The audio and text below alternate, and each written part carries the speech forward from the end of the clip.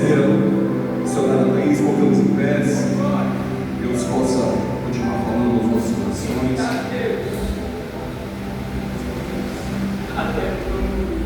Nós estamos felizes, irmãos, porque a Missionária Laís sempre está nos superando conosco. Essa campanha, tenho certeza que Deus vai abençoar as nossas vidas e usar ela como instrumento, como princípio, sempre. Deus abençoe.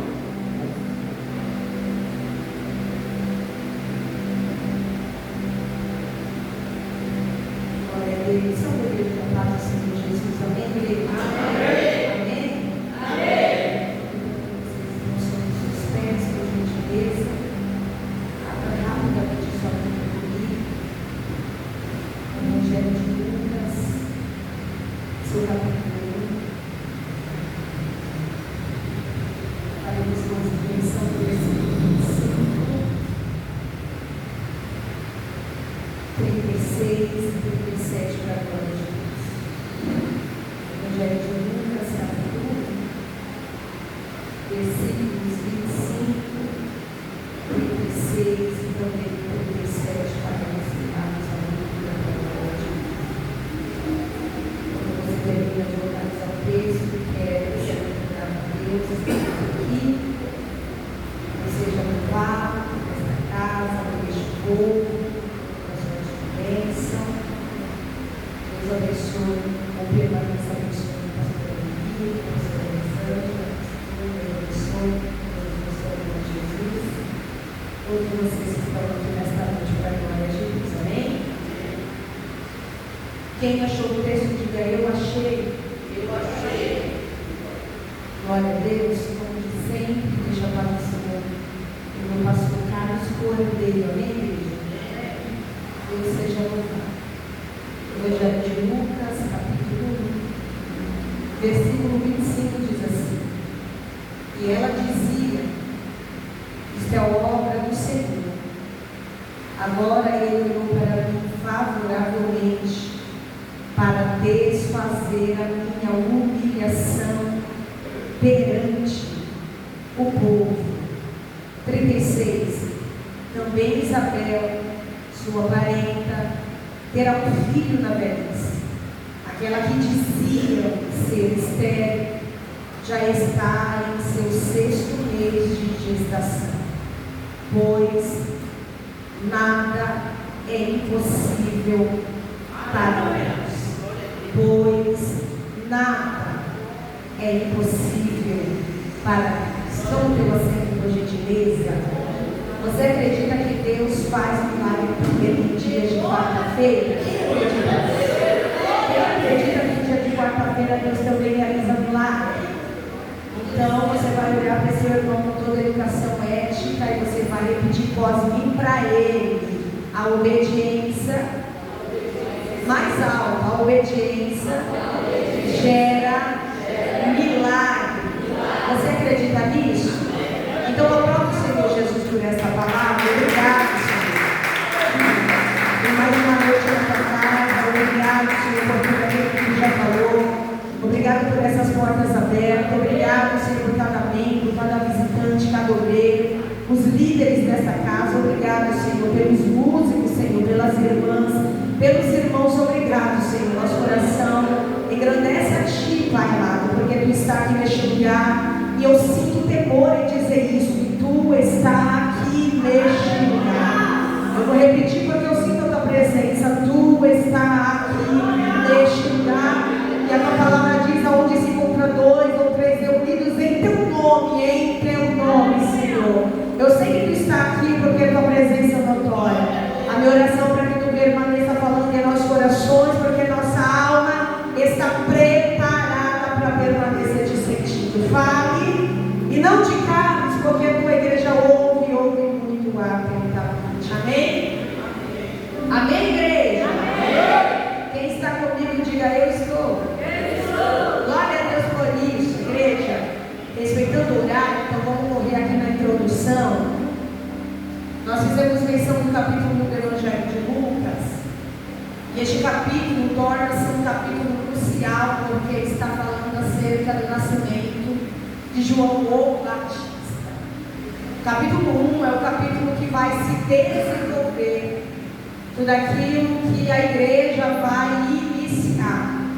Porque logo no capítulo 2, nós vamos ver também que logo após o anúncio que Gabriel vai fazer para Isabel e também para Maria, nós vamos ver que no capítulo 2, Jesus Cristo vai nascer.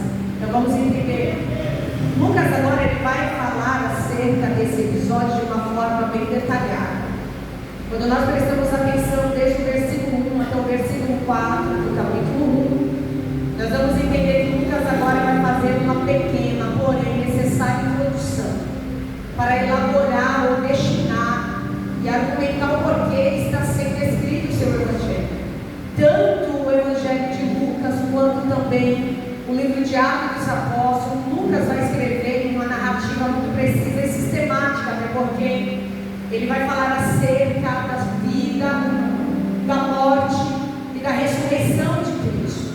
Olhando para esses primeiros versículos, nós vamos ver que Lucas ele vai escrever e ele vai anunciar agora, ou vai verbalizar e registrar um nome. Este nome é Teófilo, um homem que fazia parte do exército romano, de alta patente.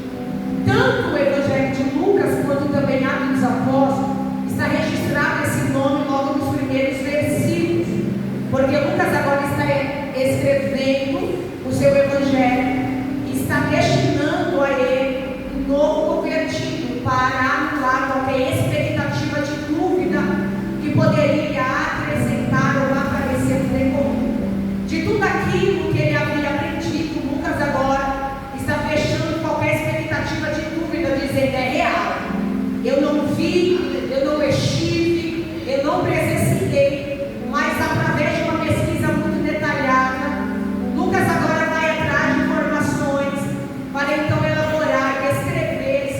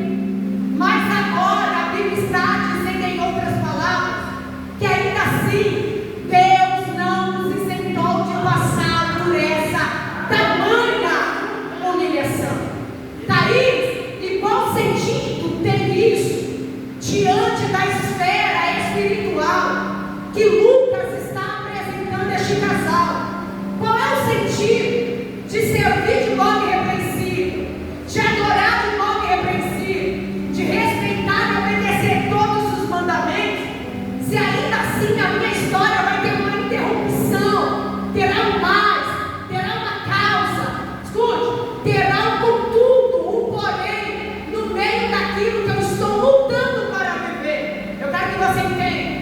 Existem causas que só eu e Deus conhecemos. Existem causas no oculto da nossa história que não é para o público, mas eu e Deus conhecemos. Essa causa aqui era pública, essa causa aqui todos conheciam, mas eu quero que você me permita entrar na sua mente. Existem causas que causam sentimentos de frustração no nosso interior. Existem causas, existe mais no meio da nossa história, interrupções que vai gerar dor, que vai gerar frustração, que vai gerar decepção, mas isso não está simbolizando que eu estou caminhando sozinho, que eu estou, aleluia, solitário no meio desse mais. Deus me trouxe aqui para dizer no coração de alguém: esse mais não pode anular o impossível dos céus dentro da tua história. Esse mais é nada menos, nada mais do que uma fase de preparação, porque até para se viver o impossível, o extraordinário e o milagre, eu preciso passar por uma fase de preparação. Então me ouça nesta noite. Tem mais que tira o nosso sono, tem mais que nos angustia, tem mais que nos atemoriza. Só que Deus está dizendo: eu posso mudar essa causa hoje, eu posso mudar, aleluia, essa condição hoje.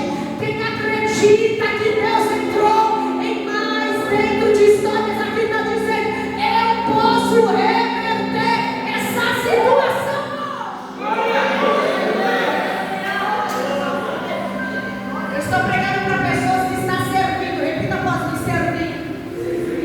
Mas ainda assim tem um mais no meio da sua história. Ainda assim tem uma causa. A causa aqui está apontando de forma direta para quem? Para Isabel. Nós vamos entender? Imagine o peso que essa mulher está carregando. Porque é o texto: mas eles não tinham filhos. Olhando dentro da teologia daquela época, ou do pensamento religioso daquela época, a mulher que não tinha filho eram vistas como amaldiçoadas. Então imagina o peso que Isabel está carregando. Quem está olhando do lado de fora, para o lado de dentro da história dela, está dizendo: é amaldiçoada. A casa não chega por causa dela, o negócio não anda por causa dela, a culpada é ela.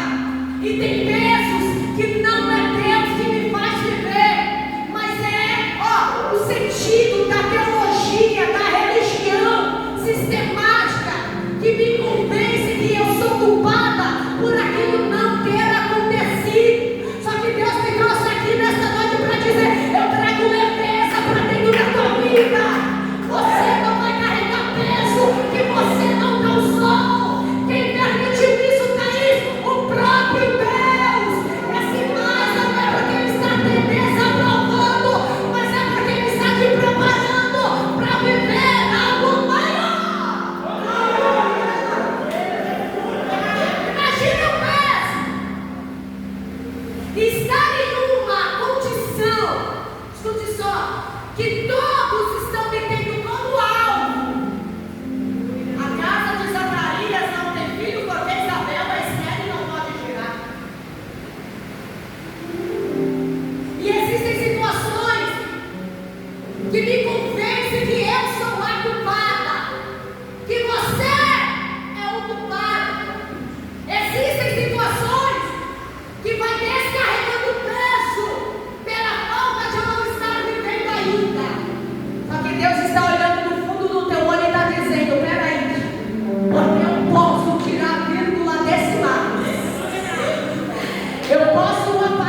vírgula decimais. Eu posso tirar a condição que me colocaram. Para quê, Thaís? Para fazer o meu milagre acontecer no tempo oportuno. Deus desceu aqui no Mais de História de Crente para dizer: eu mudo a rotativa da tua história. Talvez você não está tendo nem aleluia, essa alegria de se levantar, porque existem causas que estão sufocando a tua alma, que está descarregando, aleluia, a emoção, aleluia, de forma negativa. Mas Deus está dizendo: eu desci aqui nesta noite de quarta-feira para dizer: eu terei a tua casa como alvo do meu milagre. Quem acredita? Imagine o emocional de Isabel. Imagine. Minha casa não gera por causa de mim. Minha casa não floresce por causa de mim. Só que a Bíblia está dizendo uma seguinte informação: ambos eram justos aos olhos do Senhor, não era da terra. Salmo 92, verso 12: e os justos florescerão como a palmeira. Deus está olhando para alguém e está dizendo: tu está achando que a tua raiz está escassa de preparo, porque se você está debaixo de obediência, você vai florescer como a palmeira. Porque se você está debaixo de justiça do alto, você vai florescer como uma palmeira. Eu quero informar o teu coração que nesta noite a tua casa vai florescer. Deus está anulando qualquer ponto de negatividade dentro da tua história. Certa vez, vamos rápido, quando o texto está dizendo que Zacarias estava servindo, estava fazendo o quê? Repita após mim. Repita em alto bom som após mim: servindo. E aí o texto está dizendo quando ele estava com o seu grupo, como de costume, o nome dele foi chamado. O nome de quem foi chamado? De Zacarias. Zacarias fazia parte dos 18.000 sacerdotes e levitas que estavam mais perto de serem escolhidos para entrar para o lado de dentro do templo para oferecer incenso. Na totalidade de números terrenos eram 24 grupos que estavam posicionados e preparados na expectativa de ser chamados. Aí o texto está dizendo que Zacarias será escolhido. Quem será escolhido? A terra chamou o nome de Zacarias, dizendo: Zacarias, entra para o lado de dentro, porque chegou a tua vez de oferecer incenso. Dentre os 24 grupos. Só que nós sabemos, escute só, olha o detalhe: ele foi escolhido por sorteio. Por quê? Nós sabemos que Deus não trabalha com sorte, Deus trabalha com propósito. Livro de Provérbios, capítulo 16, versículo 33, está dizendo: a sorte é lançada no colo do outro, mas a decisão final vem do Senhor. Até estava dizendo: Zacarias vem para o lado de dentro, mas eu vejo os céus dizendo: quem decidiu te chamar e te escolher para o novo tempo não foi a terra, foi os céus. Não, você não entendeu. Era basicamente isso. Deus olhando de lá de cima, pastor, e Deus dizendo essas exatas palavras: ei, Zacarias, você tinha todo motivo para desistir de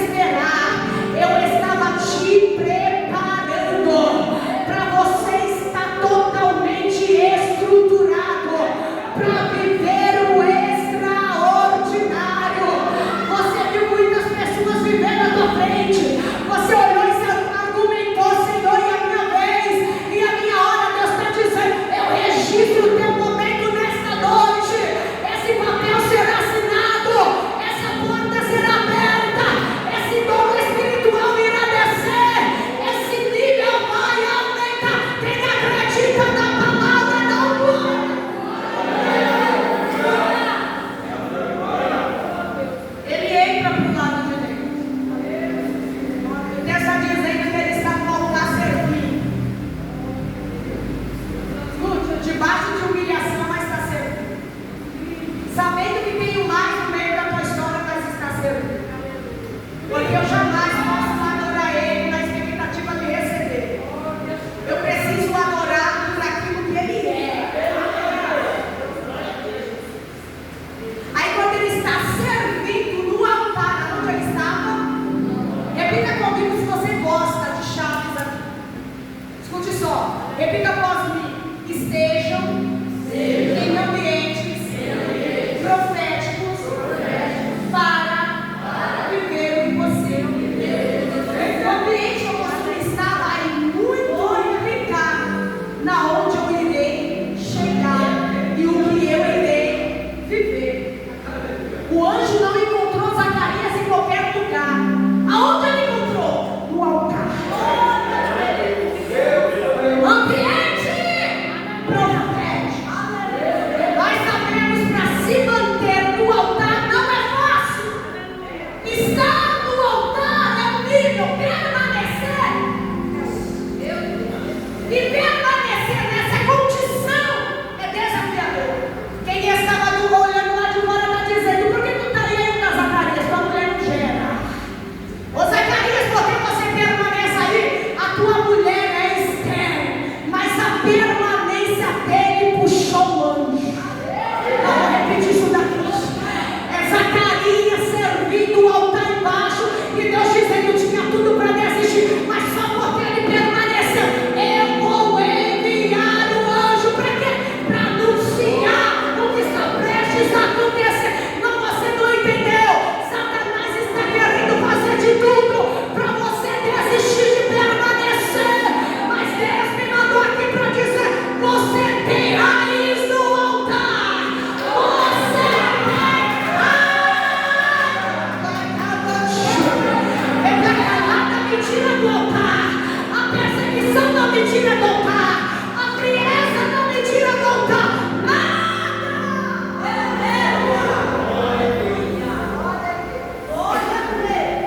O anjo está à direita de Zacarias. E dentro da Bíblia, a posição direita significa posição da bênção. E em alto consumo, o anjo vai dizer para ele: Zacarias, não tenha medo. Eu vou repetir isso daqui. Zacarias, não tenha. O medo em algo nos bloqueia para viver o impossível. O medo gera instabilidade dentro de mim, ao ponto de me bloquear, me extasiar e me convencer que eu permanecer naquele rótulo de vírgula, de imagem, com tudo já é o suficiente. Zacarias, não tenha medo. Ele vai dar um porquê. Se dentro da história dele tinha uma condição que era apontada para Isabel, aí agora o anjo está dizendo: porque a tua oração. Eu sinto terror de Deus. Vem comigo, porque eu sei que você está sentindo a presença de Deus. Ô Zacarias, mesmo com medo, você está no altar. Mesmo com o coração cheio de dúvida, você está no altar. E por isso eu te digo: não tenha medo, porque a tua, olhe para seu irmão e fale para ele: a tua oração, ela foi ouvida. Os ouvidos do Senhor não estão agravados para não ouvir a oração. Aí Deus desceu aqui nessa casa para dizer: a oração dessa casa, deste povo, foi ouvida. Me permita te dar um segundo para você sentir essa presença. A tua oração, ela foi ouvida. Em outras palavras, você não orou em vão. Em outras palavras, você não passou por essa humilhação em vão. Em outras palavras, você não sofreu em vão. Porque quando você estava lá na ponta da tua cama, debruçados pelos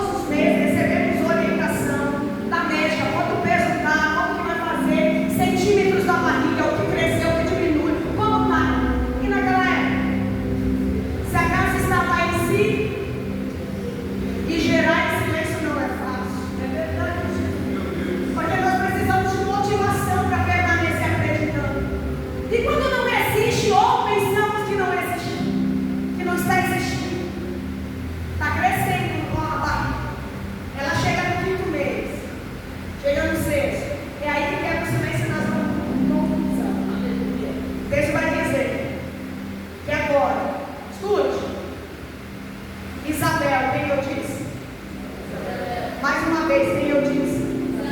Isabel está gerando em silêncio. Correto? Maria se prepara. Maria vai depressa até a casa de Zacarias. Perceba que para você ver o significado disso, eu preciso respeitar a disciplina da Bíblia. O texto não colocou o nome de Isabel primeiro, mas colocou o nome de Zacarias. Maria foi até a região da Judéia, onde entrou na casa de Zacarias. Isabel também morava lá, mas lá foi de Zacarias. E o texto está dizendo que quando Maria saudou Isabel, quando Isabel ouviu a saudação de Maria, o bebê começou a se agitar. Ali o silêncio. Glória a Deus. Ali o silêncio. Isabel foi cheia do Espírito. Vamos entender? O mesmo anjo que foi na casa de Zacarias, foi no templo onde Zacarias estava. O anjo Gabriel também vai na casa de Maria, salve a agraciada, ou alegra-se a agraciada. Escute, o texto está dizendo que ele vai informar, anunciar que ela iria gerar na condição do Espírito. Diferente de Zacarias, ela apenas vai perguntar como isso vai acontecer. Porque eu sou uma virgem, sou uma mulher virgem, me fale as coordenadas. Ela quer dizer isso em outras palavras. Aí ele vai dizer, ó, a tua parenta, que diziam plural, muitas pessoas. E não está dizendo que Deus disse, que Deus dizia, mas que diziam ser estéril, já está no teu sexto mês. Olha para cá para nós encerrarmos. Quando ele anuncia isso para Maria, e usando essas palavras, ele está querendo dizer, aquilo que muitos diziam caiu por terra, porque agora quem passou a falar foi Deus. A casa era coberta de maldição e humilhação. É por isso que eu fiz questão de ler o versículo 25 com vocês. Ela disse, isso só pode ser obra de Deus para desfazer a minha humilhação perante o povo. Que povo que diziam que ela era estéril, era amaldiçoada. Sabe o que Deus está dizendo? Eu vou calar muitas vozes que tenta falar maior do que a minha voz. A voz da terra está dizendo é impossível, mas a voz do alto está dizendo o tempo do impossível na tua vida chegou. Eu profetizo para este tempo, eu profetizo para este povo. Alguém está de mão levantada? Eu profetizo para essa igreja o tempo do impossível. Impossível. Quem acredita no impossível de Deus? Quem acredita que nós estamos vivendo a partir dessa noite o impossível de Deus? Se coloque de pé, por gentileza. Deus, que poder, Deus.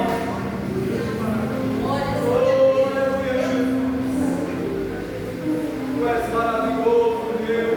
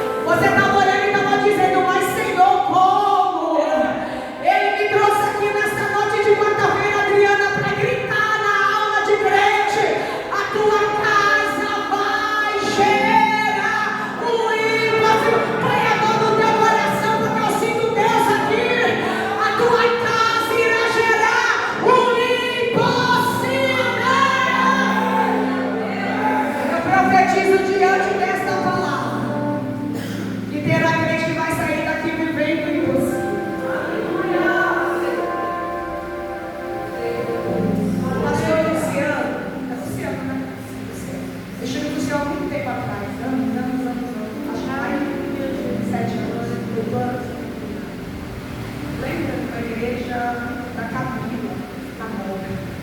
Se eu puder acompanhar o outro pregador, que esqueci até o nome. Quando ele estava louvando, eu comecei a chorar aqui. Eu falei, Senhor, por que sempre eu? Mas se Deus mandou falar, eu tenho que falar, né, Lucas? Eu não pago preço para levar embora. Pastor Neil, o Senhor me mostrava o Senhor numa condição do emocional abalado. Porque quem olha para o Senhor não imagina as guerras interiores que o Senhor passa. Na verdade, para a gente ver, eu estou olhando com o olhar carnal agora, o meu olhar humano está vendo tudo muito lindo. Na verdade, é uma característica da pastora, né? Deixar tudo muito lindo, fazer com excelência. Tem um toque dela aqui, eu sei disso. Mas eu preciso fazer vocês entenderem isso, porque Deus falou para mim isso. Se eu fosse você, já levantava a mão em forma de intercessão para a vida deles, principalmente da vida do pastor agora. Para deixar tudo isso muito lindo aqui, sabe? Passa por guerra que ninguém vê. Deus me mostrava o Senhor chorando. E não é causa particular, não. É coisas do ministério. Preocupação do ministério. E mesmo diante de tudo que Deus vem fazendo ao longo de quantos anos da igreja? 5 anos já. Ainda assim gera uma certa sensação de incapacidade. Isso é muito forte. E aí está evidenciando a humildade. Olha para cá. Deus mostrava a ele chorando, porque ele tem passado por guerras por causa dessa obra que não é fácil. Está mexendo até na saúde física. Só que Deus falou para mim, Thaís, fale para ele que eu estou entrando na pressão dele. Porque o diabo teria acabado ele, mas eu cheguei primeiro.